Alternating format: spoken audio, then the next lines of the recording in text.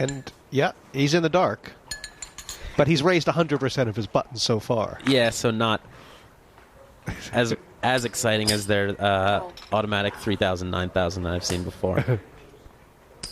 I've actually never seen Tom drink coffee before, so he must be very tired. He has been burning the candle at both ends. And, I mean, I've read your blog on Blue Fire Poker quite often. You don't seem to be the kind of guy who enjoys putting in the 14-hour sessions. No, I think that I'm... I don't know if you want to call it more careful or just less confident than Tom, but I want to make sure I'm always playing my best, and so I just think it's very difficult to in times like this, and maybe Tom's just better at it than most people. This hand looks very tricky from Durr. Bottom, well, almost bottom two pair, right. a wonky flush draw. Yeah, so kind of a decent hand, or a marginal hand, but in a couple ways. Got a call, though, on the turn. Yeah, absolutely, and he doesn't really know what he wants to hit. Zygmunt got there, but does he know it? I mean, is this a value bet if he makes it? This is a thin value bet.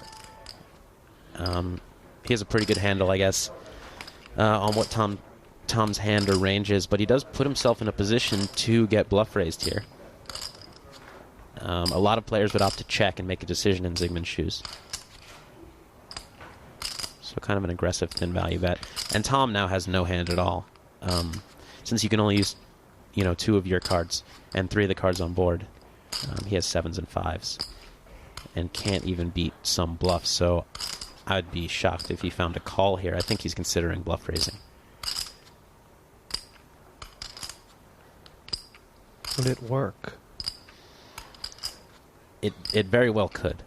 And these guys, like we've said before, have so much history that they're thinking of so many past times when one of them's raised the river. Zygmunt's thinking, can Tom have played this hand in a way that he has a draw and now missed in his bluff raising?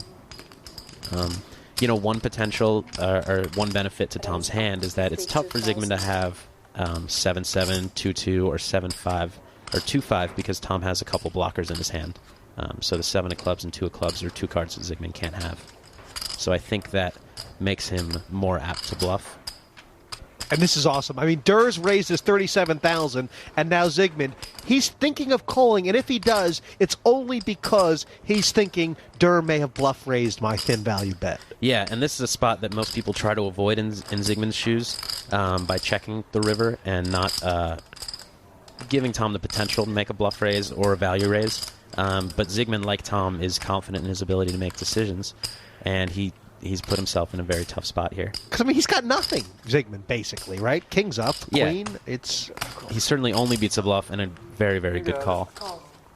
Are you surprised he called there? Not surprised.